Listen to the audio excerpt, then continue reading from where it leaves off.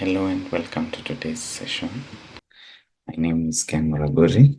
I'm a GMAT trainer, the International Scholars Program.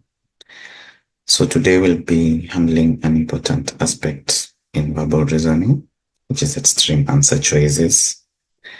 And I'm sure you have seen extreme answer choices and probably have seen a lot of different advices on how to handle them. So today we'll be dealing with that and seeing which is the practical approach for dealing with extreme answer choices because they are quite frequent. So let's get to it. So extreme answer choices are very common in GMAT. So it may happen that the extreme language is in the stimulus, say in critical reasoning, or it's in the question stem, or it's in the answer choice. So anywhere that extreme language appears in verbal reasoning, it's very important and very crucial to take note of it because it will probably affect how you choose your answer and it will probably affect the correct answer choice. So it appears mostly in verbal reasoning and data insights. This is because part of data insights is based on verbal reasoning. And when we say verbal reasoning, we mean both critical reasoning and reading comprehension, because the way we answer questions or the way we eliminate answer choices is basically the same. So you will find extreme answer choices in both verbal reasoning and data insights. So what exactly is extreme answer choices or extreme language in GMAT? So this is information that suggests all or nothing. So all or nothing means 100% or nothing. Of course, this is 0%. What do I mean by this? So if we have a sentence, say I always brush my teeth in the morning. So, or let's say every morning. So I always brush my teeth every morning. So this means that as long as it's morning, there's 100% chance that I will brush my teeth. So this is the 100%. If I say I never brush my teeth, of course you can say every morning, I never brush my teeth in the morning. So that means that if it's morning, I won't brush my teeth. Maybe I brush in the evening or I don't brush at all. But it means like there's 0% chance. So if say someone asks, so if I tell you this and someone asks you, does he brush his teeth in the morning? The answer should be definitely no, not maybe or sometimes. It will be a definite no. So whenever extreme language is used in GMAT, it means exactly that. So we always say that you should take verbal reasoning at its literal meaning. So if an answer choice insinuates 100% or 0% of something, you take it as it is. You don't take it as most of the time or rarely or barely. So this means that something like rarely is different from something like never. So something like often is different from something like always. They are close in meaning, but they differ. And these are the things that you should be careful with when reading through either a stimulus in critical reasoning or your passage in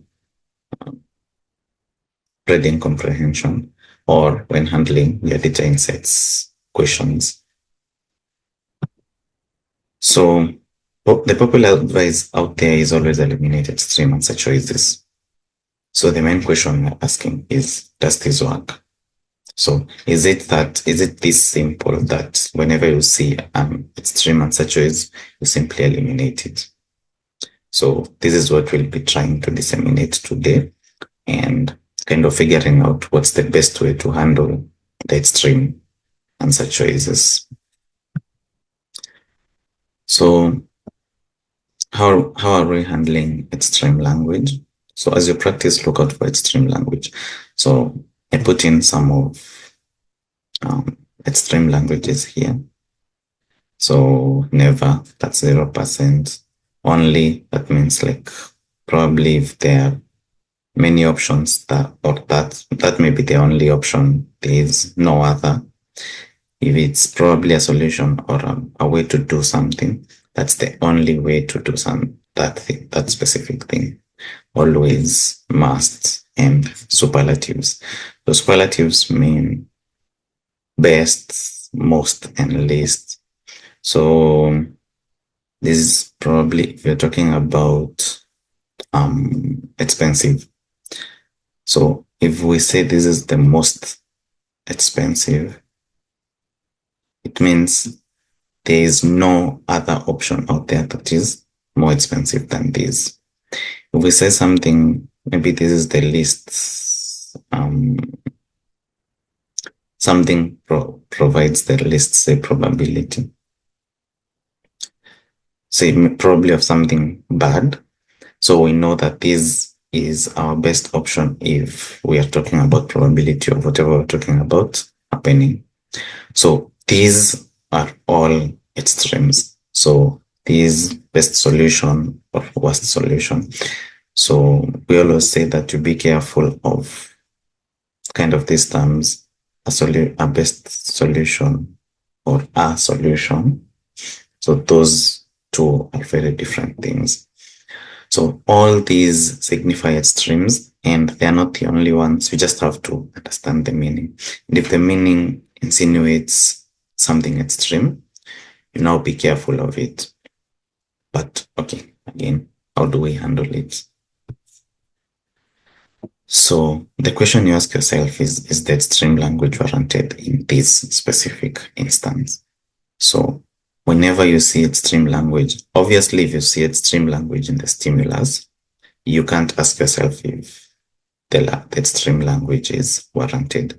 You just take note of it so that when you come to the answer choices, if you find an extreme choice and it concurs with the extreme choice in the stimulus, then you're like, okay, this is warranted extreme language.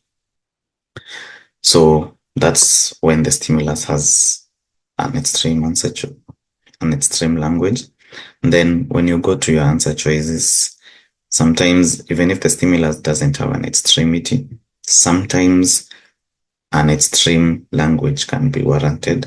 Again, you just have to understand the meaning. So ask yourself, does this really reflect what the stimulus says? Because most of the times, deciding whether an extreme language is warranted is pretty easy. Because remember, the main aim of verbal reasoning is interpreting exactly what the author wanted us to interpret. So not diverting or diverging away from the intended meaning. And then if it's not, you can safely eliminate the choice. So this means that if that extreme language is used in a way that isn't warranted, you can safely and easily eliminate the choice. So what exactly does this mean? That extreme answers will do one of two things. Number one, they either will offer an easy avenue for elimination, that is, if they are warranted, or they will be the solution. And if they are the solution, they will kind of be glaring. So that's the good part about extreme language. So As you practice, you will get better at spotting extremities. So, but you have to tune your mind to that. Sometimes just the one extreme language like only or must will eliminate an answer choice. So when you get used to spotting these extremities, your elimination and when it comes to them will be very, very easy, which obviously will save time for you because timing is very crucial in verbal reasoning, and obviously will boost your score if you continue getting these questions correct. You are watching Success with Bob Mwiti Show, presented to you by the International Scholars Program. The International Scholars Program is an award-winning international education financing scheme that helps bright students to pursue graduate studies abroad regardless of their financial background. You can find our programs by going to www.internationalscholarsprogram.com. The International Scholars Program, empowering dreams. So with that said, let's look at example. So go ahead and pause and try these question out, and then we'll discuss.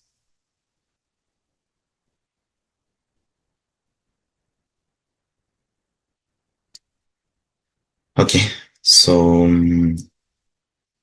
I think you may have noticed that 100% of the answer choices are all extreme. So what do you mean? What do I mean? So tobacco advertising cannot be the only factor that's extreme. Advertising does not play a role. So like 0% chance that it plays a role.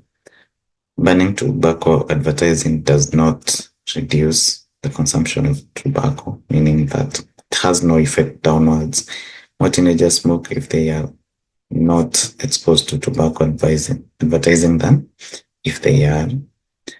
Then most teenagers who smoke did not stop when the ban on tobacco advertising was implemented. So it has, every answer choice has some form of extreme language. So if you went to the exam with the mentality that you eliminate all extreme choices, so what do you exactly do in this case? Because you can't eliminate all 5 options. So let's look at how we handle this. So we say that many people argue that tobacco advertising plays a crucial role in causing teenagers to start or continue smoking. In Norway, however, there has been a ban on tobacco advertising since 1975. Smoking is at least as prevalent among teenagers as it is in countries that do not ban such advertising. Which of the following statements draws the most reliable conclusion from the information above? So since we are kind of making our own conclusion from the information we have, we can straight away tell that this is an inference question. And the thing about inference questions is that whatever answer choice you pick must be true according to the information that you have in the passage. So looking at our answer options, A, tobacco advertising cannot be the only factor that affects the prevalence of smoking among teenagers. So this means that this is kind of extreme, but in the opposite way. So this means that there is at least 2 factors that affects the prevalence of smoking among teenagers. Like tobacco, yes, it's one factor, but it's not the only factor. So can we conclude this? So we say that advertising plays a role in either teenagers starting or continuing smoking. But this country banned advertising since 1975, but now there is still at least as many teenagers smoking in Norway as in countries that do not ban such advertising. So meaning that the numbers are the same. So meaning even without advertising, the prevalence of smoking is still the same. So meaning there's something else that affects the prevalence of smoking among teenagers, at least in the country of Norway. So this actually does make sense. So we can hold on to it. And then I hope we can see how the extreme language here helps us kind of like think about this as a solution. B, advertising does not play a role in causing teenagers to start or continue smoking. So this is like 0% chance. So meaning that whether you advertise or not, it doesn't have any effect. So if there's advertising, there is 0% chance that advertising will cause someone to start or continue smoking. So is this the case? It might seem so, but if we go back to our passage, we see there's so others, then there's Norway. So others have ads, the numbers equal to Norway that doesn't have ads. So these numbers are equal. So just because lack of advertising didn't cause these numbers to reduce, does it make sense to argue that in these countries that actually did the advertising, that ads didn't play any role in the numbers that they have? So we can't really do that. It's kind of like confusing, like lack of something for presence of something, or the opposite. So advertising does not play a role in causing teenagers to start or continue smoking. We know that lack of advertising doesn't really change the prevalence, but we don't know if advertising doesn't propagate. So for that reason, we can eliminate B. C, banning tobacco advertising does not reduce the consumption of tobacco. So again, we know it's the same whether advertised or not. But can we say that in its absence, the consumption of tobacco didn't reduce? So we cannot, and this is the reason. The only way we could tell this is if we had data we can compare. So this is, say, with ads, this is the prevalence in. Remember, we can't compare two countries. The details or the data from two countries can be very, very different. So in Norway, we have data regarding when tobacco was advertised, and then no ads. So we have these two numbers, so say X and Y. So if with ads, there were more smokers, teenage smokers than in Y, then we would actually say that no ads reduces consumption. If there were equal numbers, we would now say that banning tobacco advertising does not reduce the consumption of tobacco. So maybe this country has a lot of smokers on average than the other countries. So we have no way of knowing if this advertising hadn't been banned, maybe the number of smokers would be double what they are. So we can't really infer this. D, more teenagers smoke if they are not exposed to tobacco advertising than if they are. So this kind of goes against what the passage says, because it says in Norway, the smoking is at least as prevalent. So meaning kind of like equal. So you can't come from saying the numbers are like equal to more teenagers smoke if they are not exposed to tobacco advertising than if they are, because the information that we have tells us that there is not much difference. So we can eliminate these.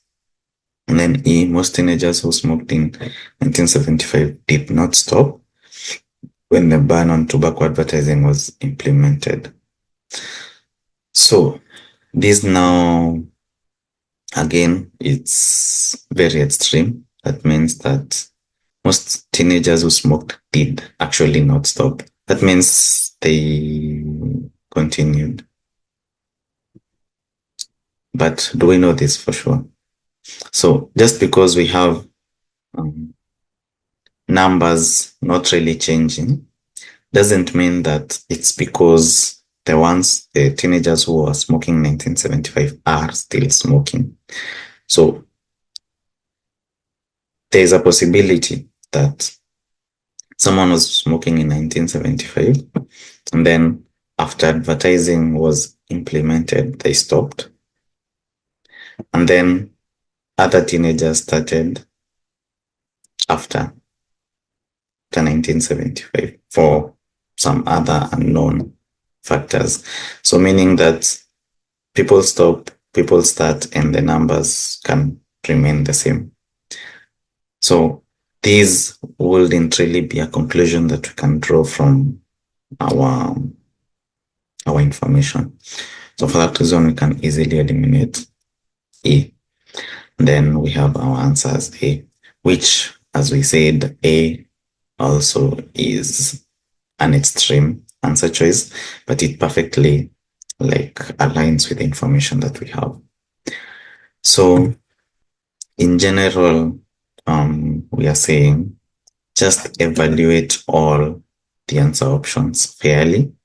And if there is any extreme language, make sure to note it and make sure to go back to the passage and ask yourself, is this extreme language warranted? Is me saying does not reduce, is it based on the passage instead of me simply kind of eliminating an answer choice just because it has extreme language? So I hope that helps in your GMAT revision journey. And thank you so much for watching. If you would like more insights on how to study for GMAT and how to prepare better, you can go ahead and join our training program. So at internationalscholarsprogram.com. So you can join our training and you'll get more value from us. So thank you so much and see you in our next class. Bye.